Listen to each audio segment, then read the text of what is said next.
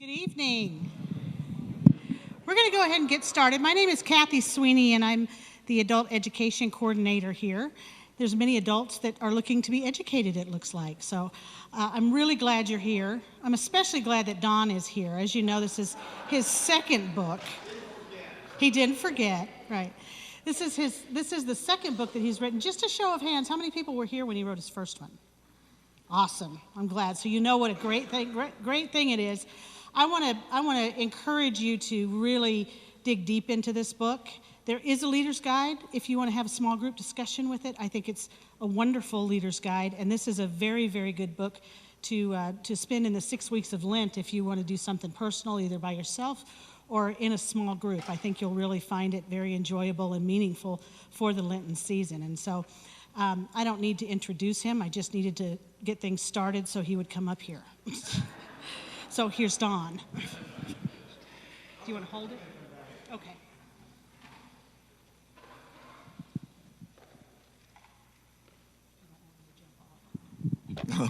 Thank you, Kathy, and thank you all for being here. This is really a lot better attendance than I thought it would be.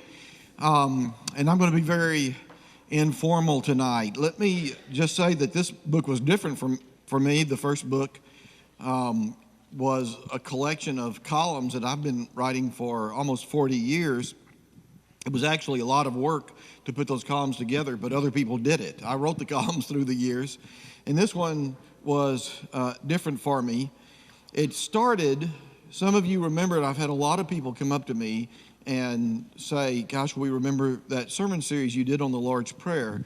I don't know, maybe 4 or 5 years ago, and people still come up to me and say, thank you for encouraging me to say the Lord's Prayer every day. It's been a spiritual discipline of mine, just simply saying the Lord's Prayer every day.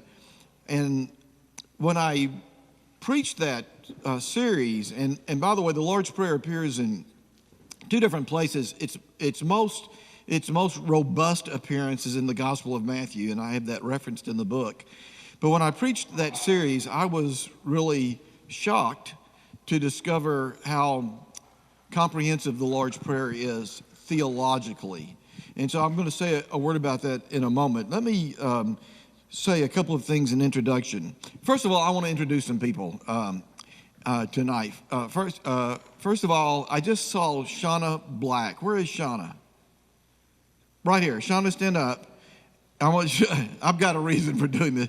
Stand up and show everybody how many. This is how you should buy books. Show them how many books you bought. I just want to encourage you all. These books, hold them up. How many books did you buy? How many? 15 books? Okay, anything between 15 and 50. Since she bought 15, over 15 we'll give you an added discount. How's that? So they are nice. They are nice. You can give away.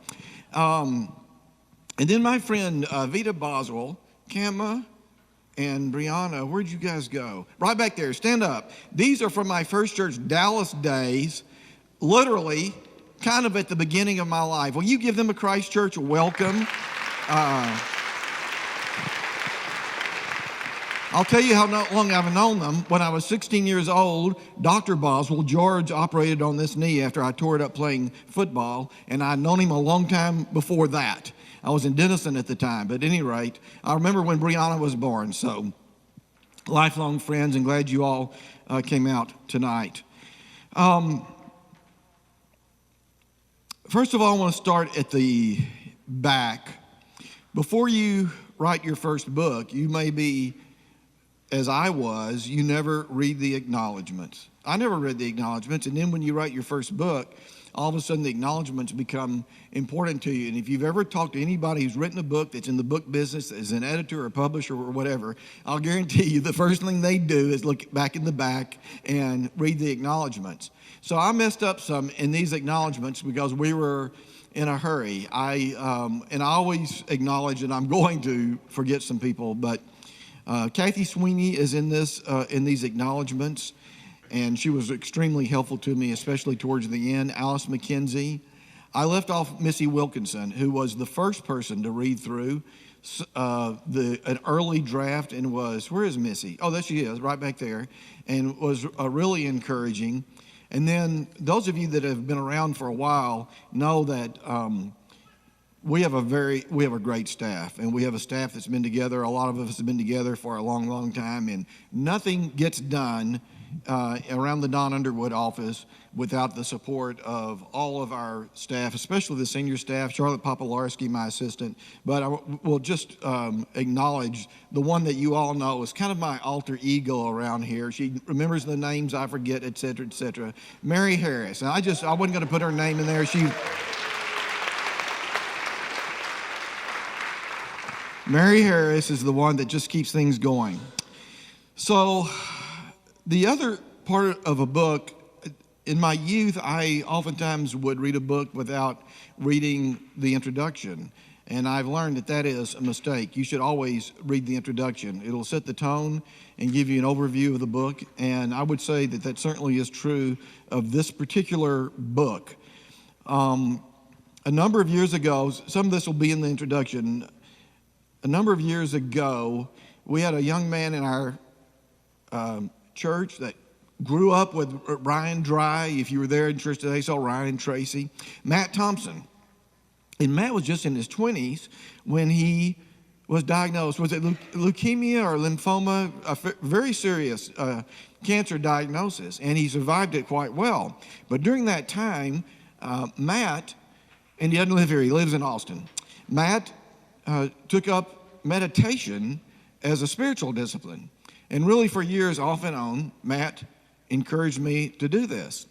And I just see him here and there. And I talk about this in the introduction. I'm a type A personality. I remember people talking about contemplative prayer and stuff like that 30 years ago. And I thought, well, that really just isn't me. I'm kind of let's get up and get it done type thing. But at any rate, my discovery of the depth and breadth of the Lord's Prayer and the theological significance of it came at the same time that I started practicing meditation and contemplative prayer. And let me just describe that for you in the way that I understand it. Meditation, contemplative prayer, there are a lot of ways of doing this. Where is Tammy? Here's the expert. Stand up, Tammy Galloway. Here's our church's expert on all these spiritual disciplines. And do you coach people individually? She'll be a spiritual guide. She teaches in our classes. So really, she ought to be doing this because I'm going to give you the dumb practitioner's answer rather than the smart answer. But to me, it's just being silent long enough with God that you have an opportunity for God to speak to you, being open to God, have an opportunity for God to speak to you rather than you just speaking to God.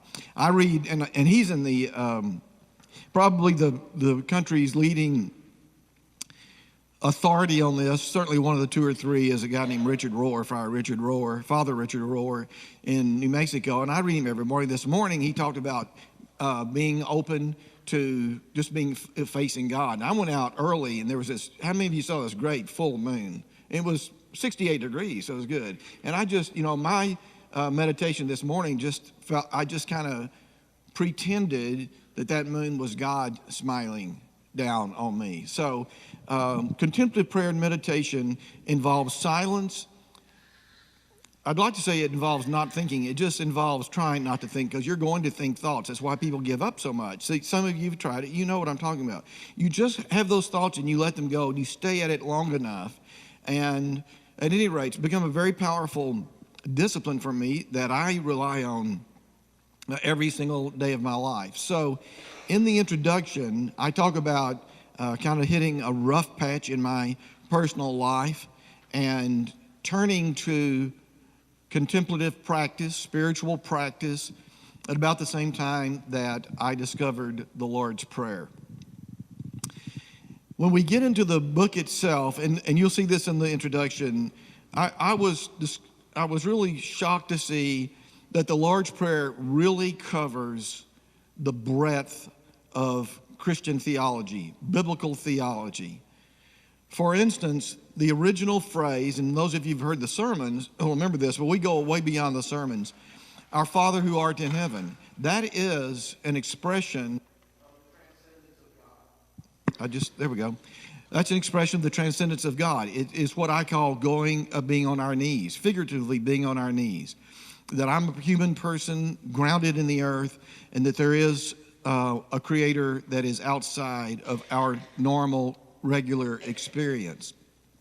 And at some point in the book, I think in the first chapter, I tell about being in a real bad time in my life and praying just that first phrase. And it just really kind of, it was one of those epiphanies. It was a moment in which all of a sudden I realized, okay, either God is, and a lot of you have heard me say this through the years, either God is or God isn't.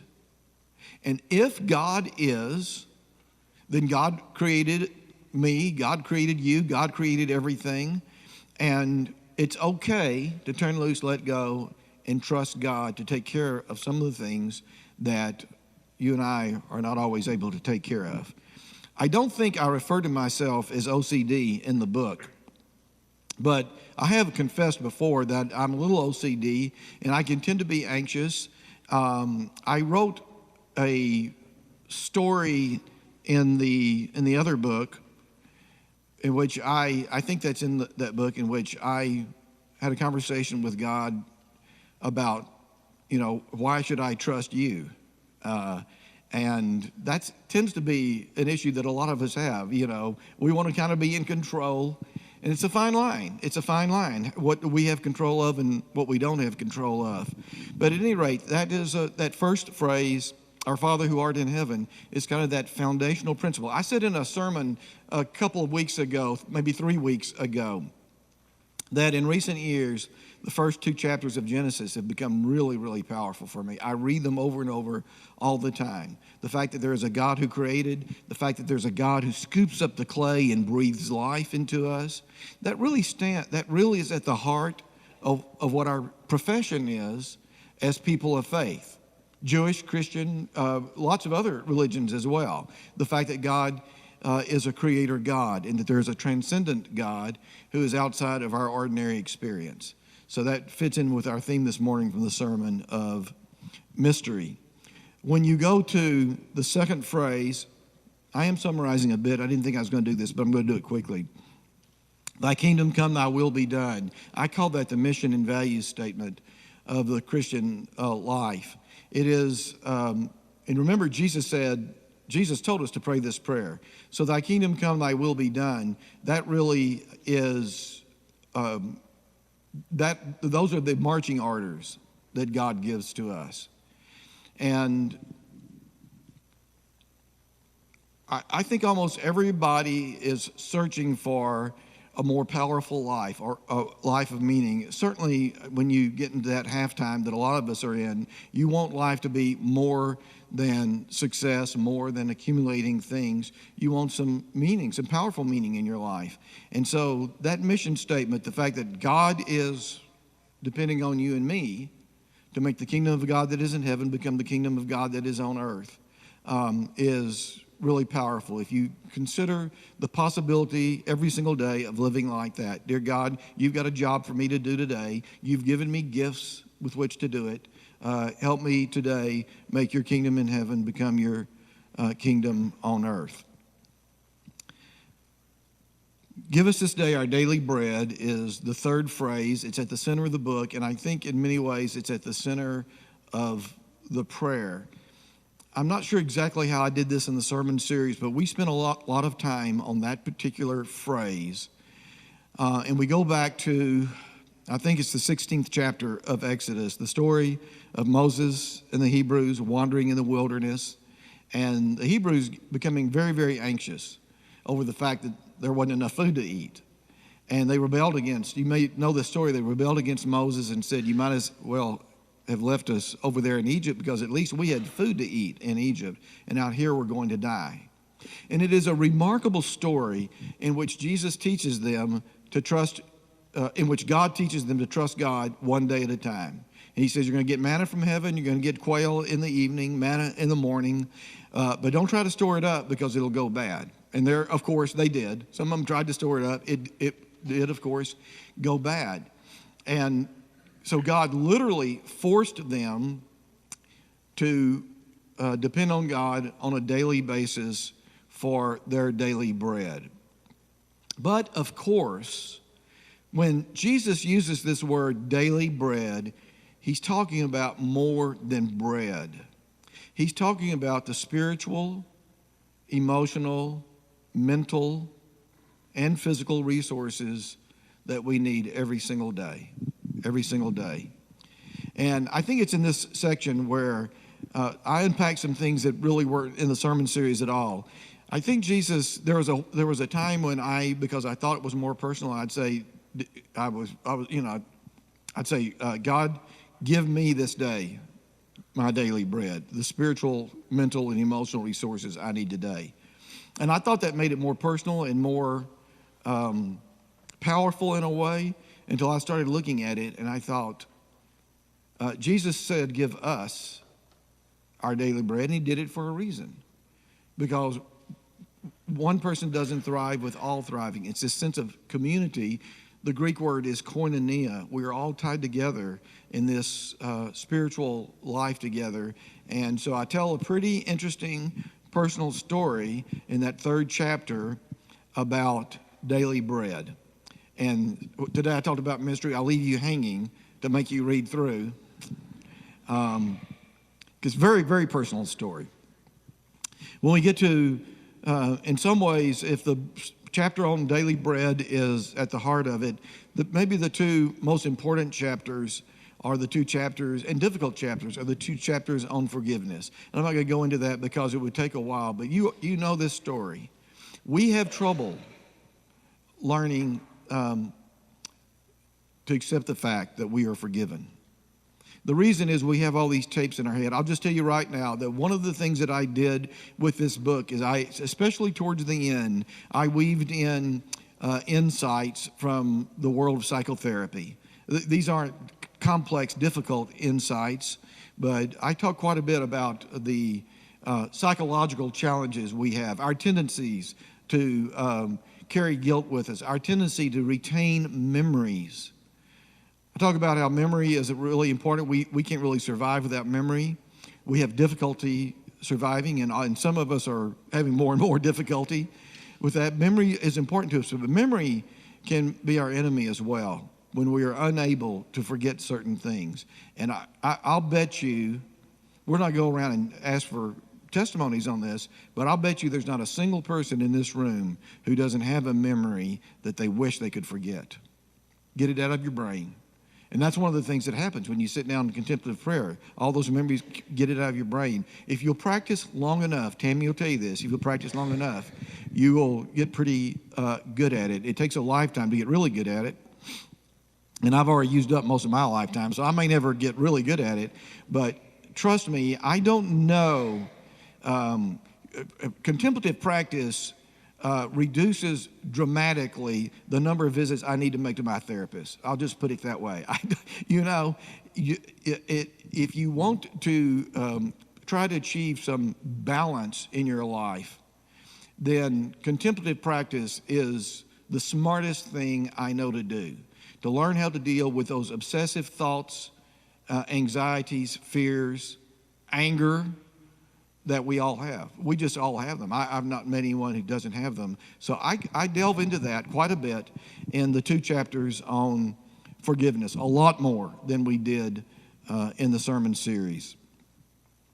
And then the last one, we wrap up in the last chapter. I won't go into a whole lot of detail about that. Seems like I was missing something. I will just say to you that when it was the sermon series that struck me, but it came at the same time, and people were telling me, wow, this has become a really powerful discipline for me. And then my own experience with spiritual practice, and that one time when I sat down to pray, and I just prayed that first phrase, and all of a sudden I thought, wow, we're all trying to get better and to have a richer relationship with God. One that enriches our lives, that feeds us, and one that encourages us to support and feed others. And I just thought, the Lord's Prayer is the simplest gateway to that I know of. Now, I've talked a lot about spiritual practice, and I want to encourage you to go beyond that. But you can start with the Lord's Prayer and say it every day. And I talk about in here, and I finish each chapter with some suggestions about how to use phrases in the Lord's Prayer and to expand those phrases to enter into contemplative practice. Our Father who art in heaven, you can sit there and meditate on that phrase alone and use visuals. And you can do that with all the phrases of the Lord's Prayer. There may come a time when you'll say the Lord's Prayer another time of the day. And this would be great, and just go straight to contemplative practice. But for those of us that are trying to find a kind of discipline whereby we say, okay, for me, it's early in the morning. It can be late at night. I got an email from somebody. It can be late at night. Doesn't make any difference when it is. Me, I have to start early in the morning, about 5:30. Because as I've said before, I think I say it in the book, if I don't give my day to God first thing in the morning, I'm going to take it back for myself. My natural narcissism and self-centeredness will just take over. I'll take it for myself. The day just goes better. And I was trying to think when I started into this discipline. I know it's been since the 2012 General Conference in Tampa. And we just finished 2000. So I guess less than 4 years. I've been doing this for about 4 years. And there's only one day. I see Joe Holmes over there. I think I woke up one morning and realized I had a really early breakfast with Joe Holmes. And I got up and ran out and didn't do my spiritual discipline. But I spend at least 10 minutes, and usually in the 20 to 30 minutes, sometimes more than 30 minutes every day, just sitting quietly. If I can go outside, I'm telling you a lot more than I've ever told before. It feels a little odd. I'm being so self-revelatory about this. But I'm going to give you some physical therapy advice too. And this is one of the things that encouraged me to stay with it at first. And I don't know how I did this. For whatever reason, I have a bad knee, so I can't do that sitting thing. You know, my knee, this leg doesn't bend all the way. I sat on an exercise ball. Joanne, you're a dancer. I sat on an exercise ball for about 15 or 20 minutes. And my spine was so tired and sore when I finished. I thought, wow, this is really great. So every day I do this sitting on an exercise ball and erect, alert. And so physical therapy advice, I have much better posture than I've ever had in my life. My core is a lot stronger. So I'm just throwing that in. That's free. I'm not going to charge you for that at all. So let me just stop right there and I've been real personal. I am real personal in parts of the book, so I'll take whatever questions. Anybody?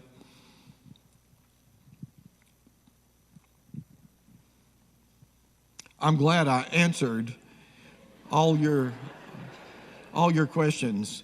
I hope that they kept pushing me at Abingdon to write a longer book, and I said, look, brevity is my calling card. I write 3 paragraphs rather than 7 paragraphs on Thursdays, and I think people read them more for that reason.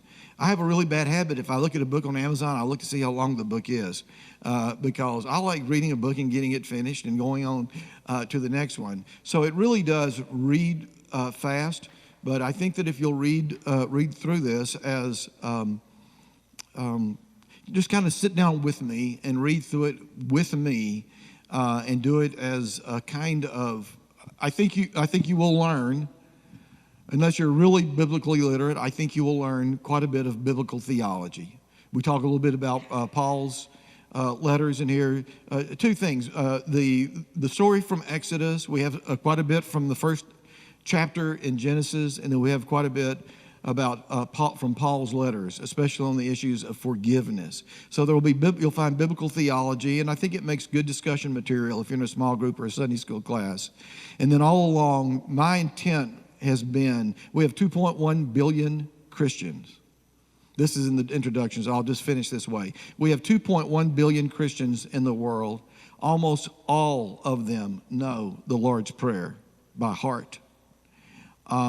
But most of us don't say it on a regular basis, and when we do say it, we kind of skip through it like our 4 or 5 year olds did when we taught it to them. Whoop, got it done. You'll get an A on that.